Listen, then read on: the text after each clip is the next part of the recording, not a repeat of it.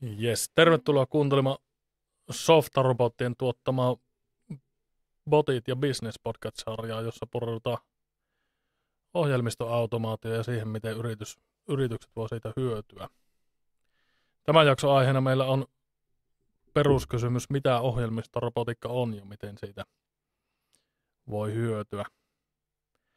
Tartutaan siis kysymykseen, joka vielä monille on aika epäselvä, että mitä ylipäätään ohjelmistorobotiikalla tarkoitetaan ja miten siitä voi olla hyötyä liiketoiminnalle. Minä olen liiketoiminnan kehittäjä Hannu Savoila ja tänään mulla on mukava tilaisuus kysyä ohjelmistoautomaatiosta Softarobottien teknologiajohtaja Anniina Kopsalta. Anniina, minkälainen on sinun suhde ohjelmistoautomaatioon? No se on tässä kehittynyt vuosien varrella aika paljon nyt. Mä lähdin aika silleen nollasta muutama vuosi sitten tämän ohjelmistoautomaation kanssa. En mä tiennyt, että semmoista olisi olemassa millään tasolla, mutta nyt muutaman vuoden on tässä rakentanut noita ohjelmistorobotteja ja päässyt suunnittelemaan ja näkemään käytännössä niiden toimintaa paljon, niin se on kyllä tullut niin kuin lähelle sydäntä sillä tavalla, että sillä pystytään tehostamaan tosi hyvin noiden yritysten prosesseja ja toimintaa ylipäätänsä. Mikä sua siinä niin kuin erityisesti kiehtoo?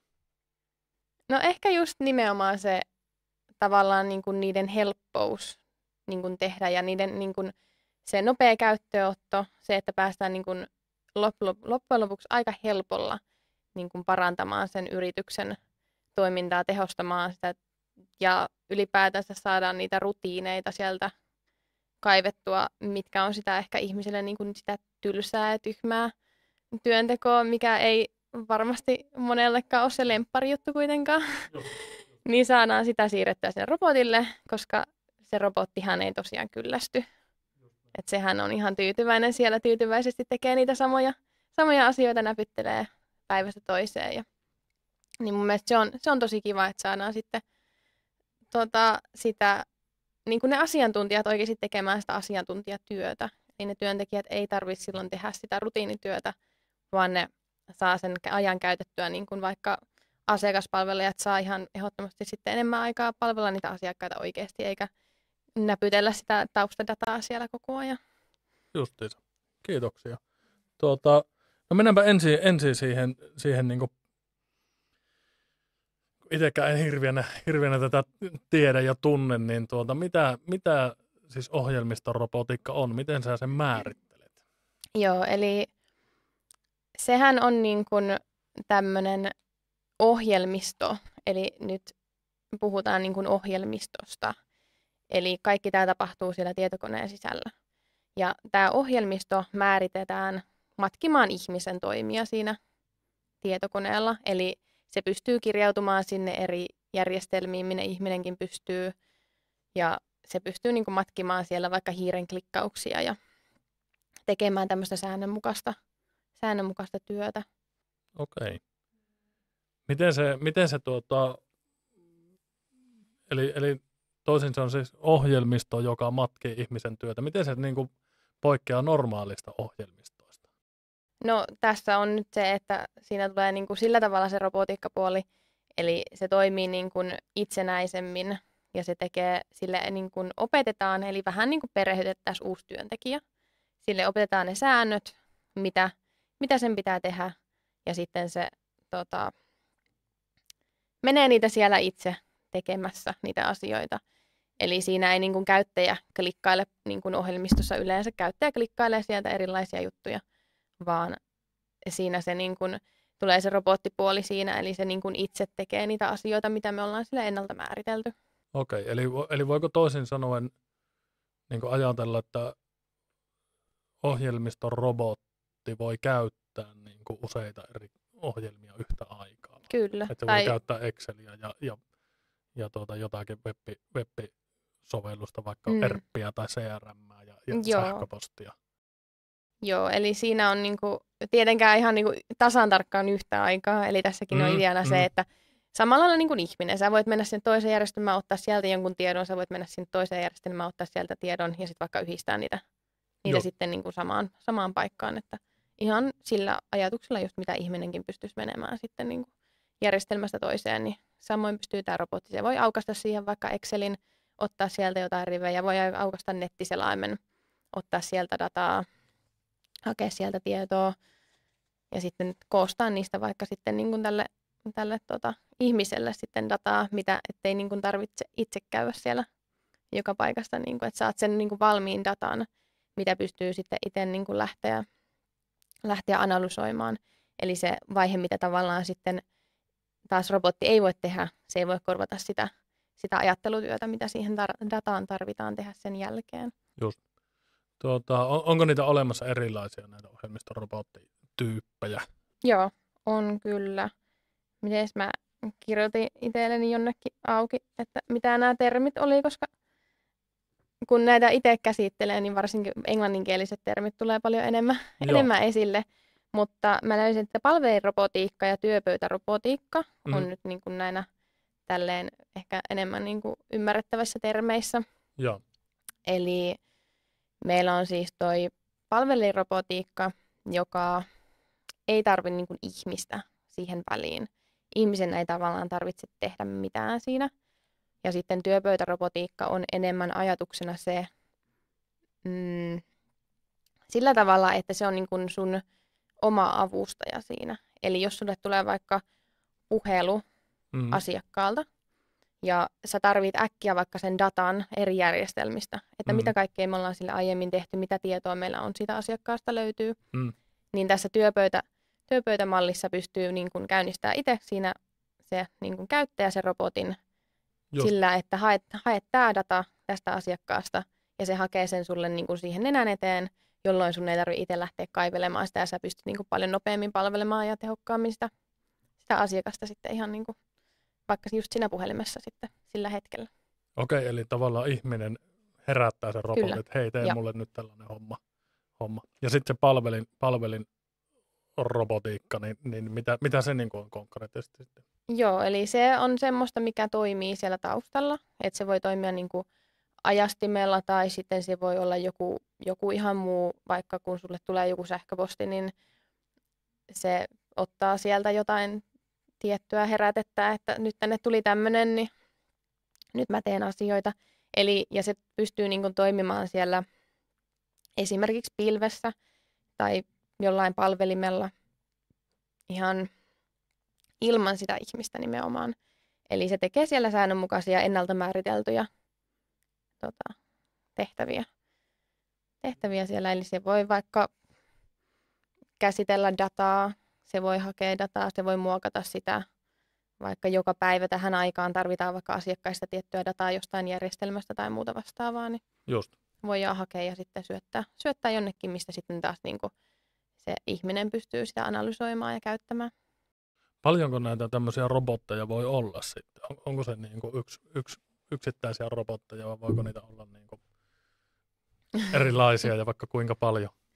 No, siis niitähän voi olla ihan suorastaan maan ja taivaan väliltä, mutta se on siinä, että tuossa RPAssa, eli tässä ohjelmistorobotiikassa, eli sehän tulee toi RPA, niin Robotic Process Automation on se termistö, mistä se tulee, niin siinä pystytään niin kuin ajamaan tavallaan niin kuin monesti yhtä robottia niin kuin yhtä aikaa. Eli just vaikka tuossa työpöytäjutussa, niin sä et voi niin kuin itse käyttää sitä työpöytää sillä aikaa, kun se robotti ajaa. Eli sä voit laittaa sen robotin ajamaan, mutta sä et voi käyttää sitä työpöytää yhtä aikaa. Tai sitten niin kuin toinen robotti ei voi käyttää sitä yhtä aikaa. Mutta sitten tässä tullaan taas siihen, että esimerkiksi se datanhaku, niin se on monesti hyvin paljon niin kuin hitaampaa ihmisellä, kun että se robotti suorittaa sen siitä niin kuin muutamassa sekunnissa. Just. Niin että se ei sitten tarvitse kauan sitä. Ja sitten enemmän siellä palvelinpuolella niin kannattaa tehdä niitä monimutkaisempia robotteja, jotka vie sitä aikaa sitten enemmän. Että ei siihen työpöydällä ei kannata semmoista taas tehdä, joka siellä vaikka pari tuntia jotain dataa pilkkoo, niin se on sitten taas laittaa se palvelimen puolelle. Ja niitähän pystyy siis tekemään hyvin erilaisia robotteja ja sitten laittaa vaan ajamaan, että milloin tarvitsee. Ja siihen on vielä noita ratkaisuja, että saa sitten vaikka niin kuin useampaa yhtä aikaa ja sitten pitää allokoida vaan lisää tilaa tavallaan toimia sille robotille. Okei. Eli jos tietää, mitä on perinteinen robotiikka, niin miten se ohjelmistorobotiikka siitä eroaa? Joo, eli perinteisessä robotiikassahan, niin siinähän tosiaan on se joku laitteisto, joku konkreettinen asia, esine, automaatiolaite, hieno tämmöinen rakennelmajuttu, mitä onkaan näitä robotteja tehty, niin tämä on tosiaan siis niinku ihan täysin siellä tietokoneella ja se on niinku ohjelmisto, niin kuin sanottiin, että siinä on se automaatiopuoli, eli se toimii siellä itse ja tekee asioita, mutta se ei ole mikään fyysinen asia, joka tässä se ei ole robotti, joka kirjoittaa koneella, vaan se tekee siellä koneen sisällä niitä asioita. Okei. Minkälaista se on se niinku robottien rakentaminen, sit jos niinku konkreettisesti kerrot esimerkin? Millaista robottien rakentaminen? Sehän on, jos tälleen niinku teknisemmin, niin me käytetään mä käytän Microsoftin Power Automatea, jolloin meillä on niinku semmoinen niinku low-code, no-code lähestymistyyli. Eli me ei siihen hirveästi tarvitse koodata, vaan sitä tehdään paljon valmista palikoista, jotka sitten räätälöidään tarpeen mukaan. Ja sen vuoksi se on ehkä mun mielestä nimenomaan niihin ohjelmistoihin verrattuna niin paljon ketterämpi ja nopeampi toteuttaa, koska siellä on tavallaan se tausta on hyvin paljon monesti toteutettu ja sitten vaan pyydetään sen tekemään niitä asioita. Eli onko vaihtoehtoinen tapa toteuttaa sitten näitä asioita osittain tämmöiset ohjelmistojen väliset integraatio? Joo, kyllä. Mä itse asiassa en muista tähän hätään sitä oikeaa termiä tälle, mutta esimerkiksi Microsoftin Power Automateissa on tämmöiset pilvityönkalut, jotka pystyy toimimaan ihan kokonaan pilvessä ja sitten hyödyntämään rajapintoja ja erilaisia integraatioita olemassa olevia, että niitä pystytään kyllä myös tekemään. Joo, kyllä.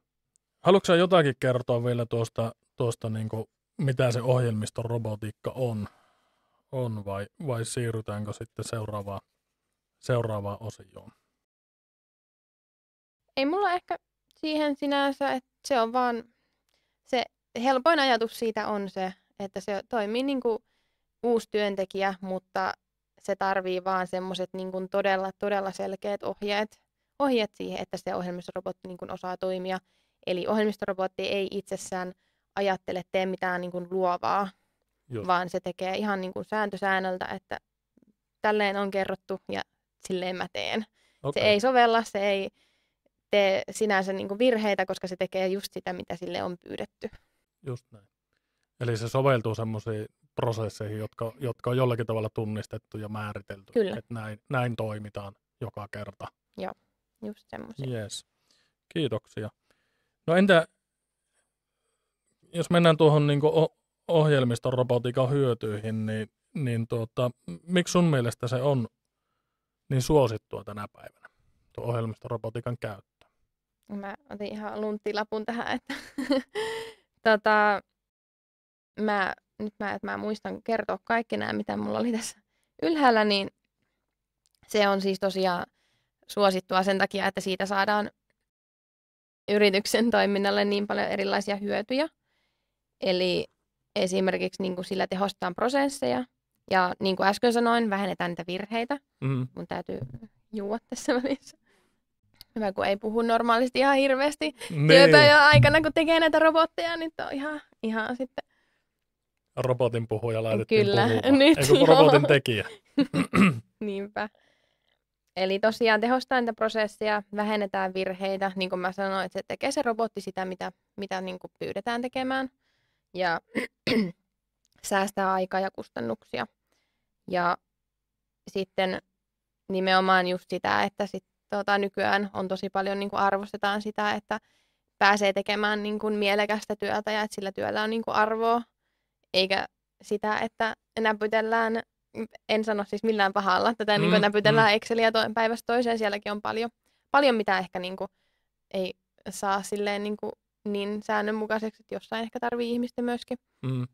mutta nykyään on niin kuin paljon suositumpaa se, että pääsee sitten tekemään sitä muuta työtä, sitä niin kuin luovempaa työtä, sitä niin kuin asiantuntijatyötä, eikä tarvitse niin kuin kirjoitella sillä tietokoneella niitä asioita koko ajan. Se tuo, sitä saa niin kuin hyötyä siihen, että saa sitä dataa ja saa muuta vastaavaa niin kuin pieniä askareita tehtyä ilman, että sun tarvii niin kuin olla itse niitä tekemässä. Just näin. No tuossa tulikin sulla syitä tuohon seuraavan kysymykseen, että miksi yrityksen kannattaisi ohjelmistorobotiikkaa käyttää, että se tehostaa toimintaa ja vähentää ehkä niin kuin tylsän työn tekemistä ja säästää sitä aikaa sitten siihen niin kuin arvokkaampaan työhön.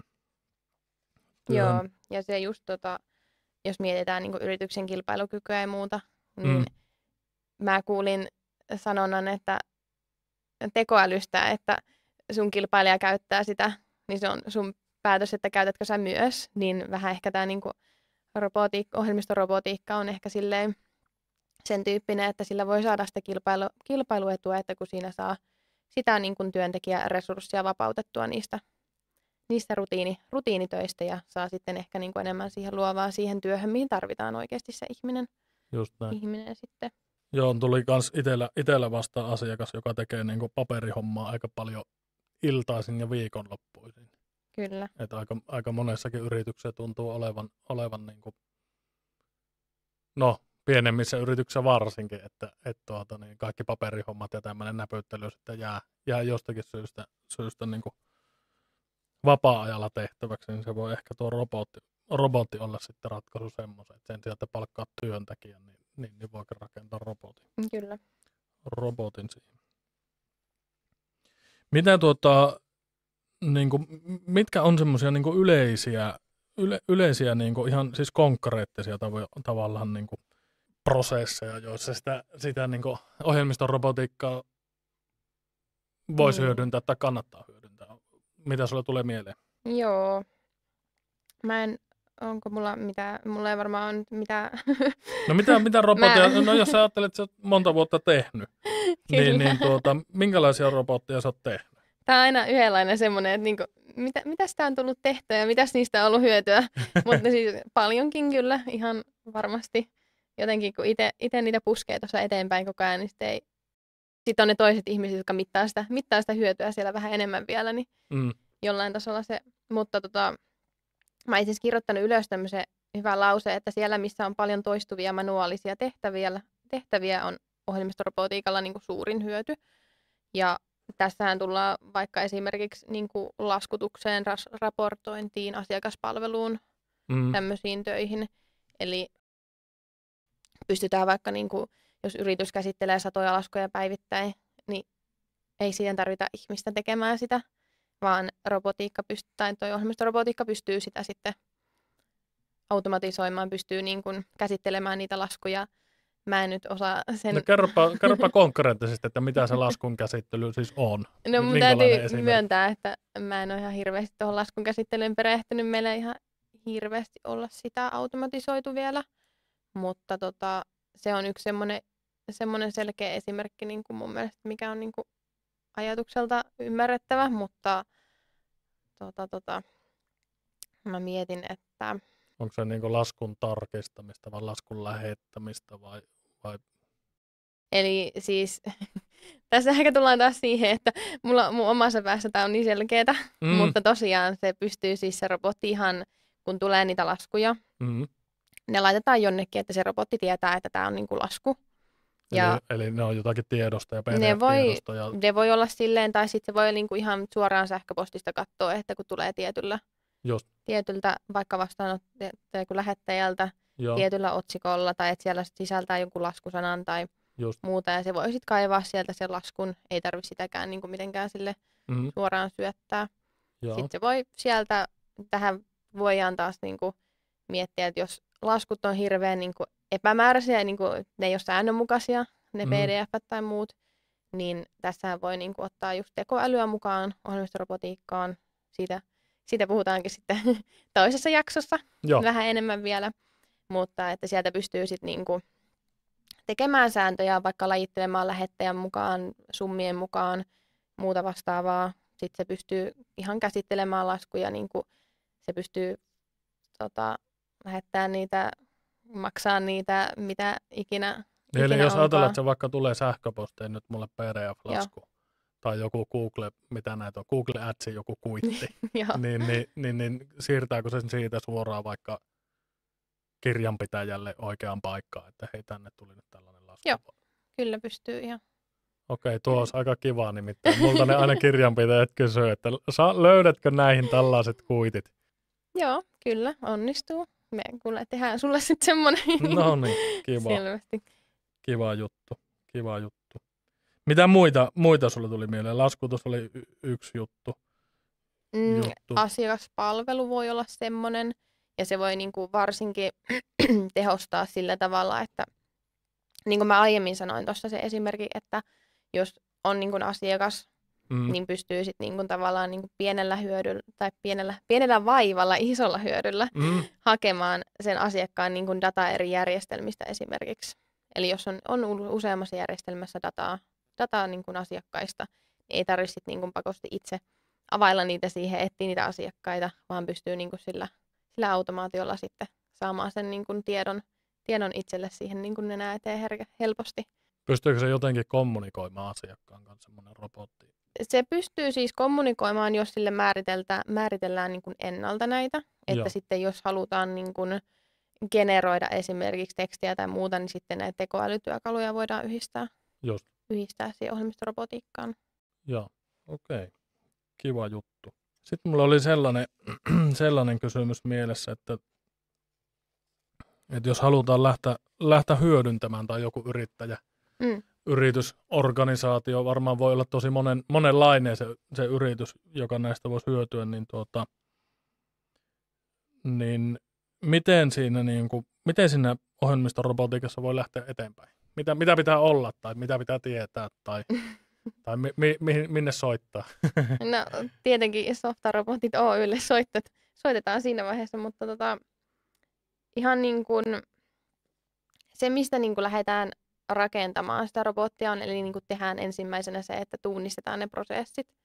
Ja siinä vaiheessa niin kuin pitää myös miettiä se, että onko ne prosessit sillä tavalla määriteltyjä, että niitä pystyy lähtemään niin kuin tekemään.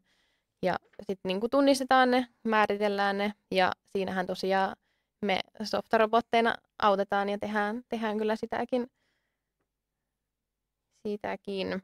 Ja sitten noin niin kuin ohjelmistorobotiikkaratkaisut, ja mistä mä puhuin tuosta työpöytä- ja palvelin puolesta ja muusta vastaavasta, että tehdäänkö sitten niin kuin kokonaan jotain pilvi-integraatioa, käytetään rajapintoja siellä tai muuta, niin sitten pitää selvitellä se, että mikä olisi sitten siihen prosessiin niin kuin sopiva. Siitä voi lähteä liikkeelle vähän vähemmällä datalla, katsoa sitä konkreettista hyötyä, skaalata isommaksi. Se on niin kuin, siinä on paljon sitä, mitä pystyy sitten niin kuin lähteä muokkaamaankin. Tarviiko siinä yleensä kuinka paljon niin kuin ostaa erilaisia lisenssejä tai niin kuin, kuin iso savotta se on saada tämmöinen robotti? Vaikka nyt ajatellaan, että mä tarvisin sen, joka sen Google Ads-kuitin sieltä mun sähköpostista käy hakemassa ja toimittaa sen kirjanpitäjän järjestelmän oikean paikkaan. Kyllä. Niin kuin kuin isosta kokonaisuudesta siinä puhutaan ja minkälaisia lisenssejä tarvitaan? Noin niin kuin karkeasti. Joo. Eli tämmöisessä jos me niin kuin saadaan pilvi-integraatioilla pelkästään se hoidettua, niin sehän ei ole niin kuin muutama kymppiä kalliimpi tälleen niin kuin kuukausimaksultaan se lisenssi sinne, kun me tosiaan noita Power Automaten tuotteita tuottaisi se niin kuin tuoteperhe on niin kuin käytössä, millä mä niitä teen, niin tosiaan se, mutta sitten jos halutaan taas jos halutaan semmoista niin kuin assistenttia itselle, joka tekee sit niin kuin siitä omasta pyynnöstä, hakee vaikka sitä dataa eri järjestelmistä sillä hetkellä konkreettisesti, niin se pyörii varmaan jossain suunnilleen samoissa. Siinä ei ihan hirveästi ollut mitään lisää. Eli siinä Power Automaten, niin kuin, nyt en millään muista paketin nimeä, mutta kuitenkin se pieni, olisiko se ollut premiumi ehkä nimeltään, mutta kuitenkin niin siinä saa niitä työpöytätyön kulkuja, pilvityön kulkuja tehtyä ihan niin kuin rajattoman määrän. Just. Ja sitten niitä pystyy siinä ajelemaan omalla tietokoneella tai sitten siellä ihan pilvessä. Sitten se semmoinen niin kuin palvelin-botti, joka siellä tosiaan niin kuin sitten pyörii ja tekee niitä asioita siellä niin kuin ilman sitä ihmistä, mutta että käy siellä niissä järjestelmissä, käy ohjelmistoissa, muussa vastaavassa, niin siinä ollaan niin kuin, nyt muista oltaisiko siinä ollut niin kuin 200-300 kuukausieuroista puhutaan, mutta Okei, eli loppujen lopuksi niin kuin aika pieniä kyllä, kustannuksia ja suhteessa siihen työntekijäkuluun vaikka. On ehdottomasti, ja se, että niin kuin ohjelmistorobotiikan niin kuin aloituskustannukset ei ole mitenkään niin kuin ohjelmiston tasolla esimerkiksi. Että nyt niin kuin ei puhuta siitä, että koodataan, ohjelmoidaan niin kuin kokonainen uusi sovellus tai muuta vastaavaa, vai me siinä niin kuin ohjelmistorobotiikassa hyödynnetään niitä olemassa olevia asioita jo, ja laitetaan ne vaan kommunikoimaan keskenään niin sanotusti. Tulee mieleen tuosta, että onko tuo yksi syy sitten siihen, miksi tämä on niin suosittua myös nykyään. Kyllä että varmasti. Ei vaadi niin isoa projektia tai vuosien työtä, että niitä hyötyjä ruvetaan saamaan, eikä myöskään lisenssikustannukset ole niin iso. Kyllä, just sillä lailla, että jos miettii tuommoista perusrobottia, missä nyt ehkä ei ole niinku semmoista mitään niin maata mullistavaa, ettei siinä tule vastaan mitään semmoisia niinku oikeasti isoja ongelmia tai kysymyksiä, niin se on niinku se viikosta pariin, se on jo käytössä. Just. Et se on ihan älyttömän nopea ottaa käyttöön tarpeeseen. Okei. Et siinä ei puhuta mistään kuukausien tai vuosien. Ensin niinku suunnitellaan sitä ja kehitetään sitä ja sitten se vasta saa se hyödy irti, vaan se hyöty tulee tosi niinku pienellä siitä. Eli voidaan vaikka niinku ottaa aluksi jotain pienempää prosessia ja ottaa vaikka pienempää dataa siihen. Ja sitten siitä pystytään helposti skaalaamaan niinku isompaan kokoon sitä. Hyvä. Hei, minkä alan yritykselle sä pystyisit suosittelemaan ohjelmistorobotiikkaa? No ihan, mä sanon nyt ihan kaikkien. Että jos on vaan niinku, jos löytyy prosesseja, digitaalisia prosesseja, että tosiaan ei se lähde seiniä maalaamaan tai muuta vastaavaan tuonne niin kuin oikeasti, että sillä tavalla niin kuin digitaalisten toimialojen, eli niin kuin jos on niin kuin niitä digitaalisia prosesseja ja semmoisia säännöllä kuvattavia ja toistuvia asioita, niin semmoisille ihan kaikille. Tulisiko olla mieleen vaikka nuohousfirma? Että miten nuohousfirma, mitä se voisi nuohousfirmaa tehdä? No itse asiassa sinne varmaan asiakaspalvelua ja asiakasrekisterihallintaa tai muuta vastaavaa. Niin sinne voisiko se haistella vapaita nuohousautoja? Niin, ja vois kyllä. lähettää viestiä asiakkaalle, että hei, tuolla on vapaa-aika, voinko tulla? Kyllä, joo. Noitakin kyllä ihan onnistuu kyllä tuommoinen. Niin, ei tule itselle heti mieleen aina kaikkea tämmöisiä, mitä kaikkea siellä voisi olla, mutta sitten osaa heti niin olla se, että hei, toi kuulostaa semmoista, minkä voisi kyllä tehdä. Sen voi laittaa tekstareita kirjoittaa ja sähköpostia. Mä oon ehkä vähän liian tekninen tähän prosessisuunnittelupuoleen vielä, mutta... No se voi olla, mutta se on ihan hyvä että... Ja varmaan ehkä tarviikin siinä niin kuin ohjelmistoprosessien tai ohjelmistorobotiikan kehittämisessä sillä, että on monenlaista osaamista. Kyllä, on niitä, jotka ymmärtää sen tekniikan ja ymmärtää sen, mitä siellä yrityksessä pitää saada aikaan ja ehkä ymmärtää joku sitten niitä prosesseja ja näkee niitä mahdollisuuksiakin. Kyllä, nimenomaan se on niin kuin ihan selkeä rikkaus siinä, että on se joku, joka tunnistaa niitä prosesseja sieltä oikeasti ja sitten on se toinen, joka kertoo, että onko se tekninen toteutus siellä sitten niin kuin just. Kuinka helppo. Miksi muuten olet valinnut tuon Microsoftin teknologia? Se on tuoteperheenä semmoinen, se on ensinnäkin niin kuin paljon käytetty. Microsoftin tuotteet on paljon käytössä. Siellä on niin kuin tietoturvat sun muut valmiina. Ei tarvitse niitä ruveta sen enempää siellä niin kuin sisäisesti miettimään.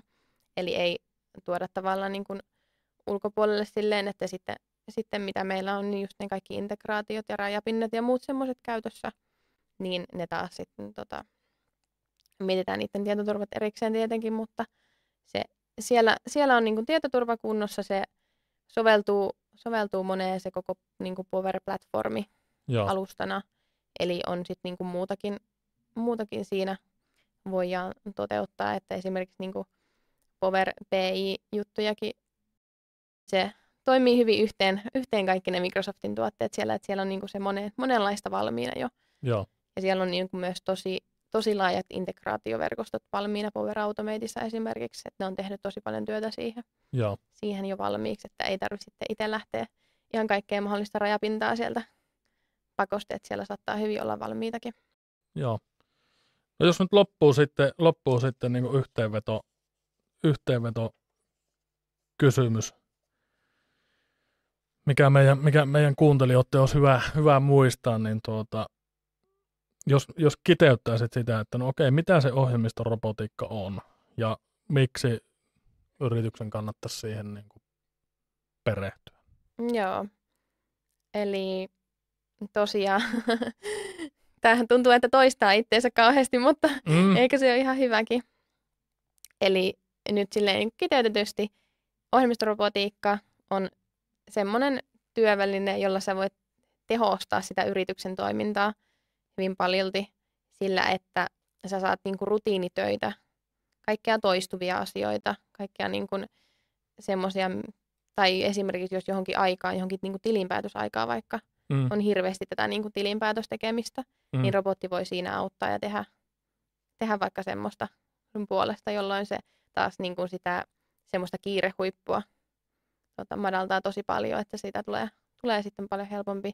Eli se tosiaan matkii sitä ihmisen toimintaa ja sitä kautta pystyy tekemään niitä ihmisen töitä, johon ei tarvita sitä ihmisarvoa, johon niin kuin ihmisellä ei ole lisäarvoa, vaan että ne on semmoisia rutiiniomaisia hommia.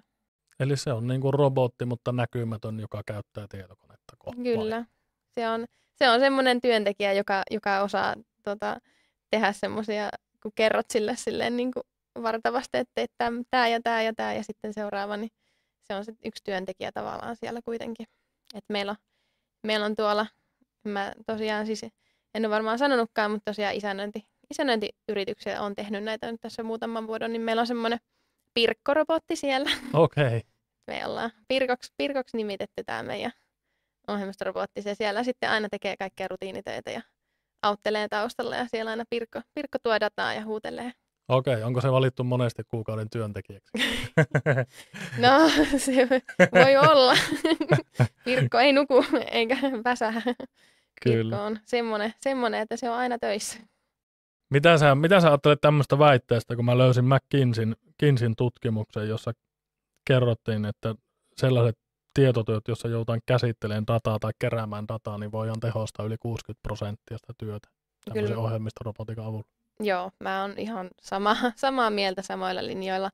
Eli me ollaan käyty läpi ihan konkreettisesti sitä tuolla noilla roboteilla, mitä ollaan tehty, niin käyty ihan konkreettisesti niin kuin ajateltu sitä, että paljon minuuteissa vaikka säästetään ja muuta, niin ihan järjettömän isoja hyötyjä, että on saattanut niin kuin ihmiseltä viedä päivän tai 2 tai 3, niin robotti tekee sen 10 minuutissa, vartissa. Että se on niin kuin tosi nopea käsittelemään esimerkiksi niin kuin isoa määrää dataa tai muuta vastaavaa. Niin ihan on samalla linjalla tämän kanssa.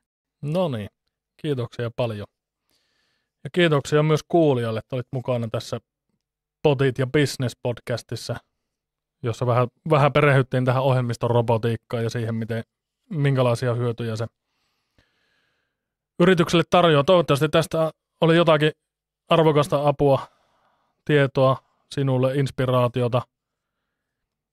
Jatka keskustelua meidän kanssa ja tulevissa jaksoissa sitten perehdytään vähän eri näkökulmiin myös tästä ohjelmistorobotiikasta ja kuullaan tarinoita siitä, miten sitä on hyödynnetty ja miten sitä voidaan hyödyntää. Muista tilata tämä podcast ja laita meidät myös seurantaan noissa muissa kanavissa. Niin. Ja jos sulla on jotakin ideoita, aiheita, joista haluaisit kuulla lisää, niin ota ilman muuta yhteyttä meihin, niin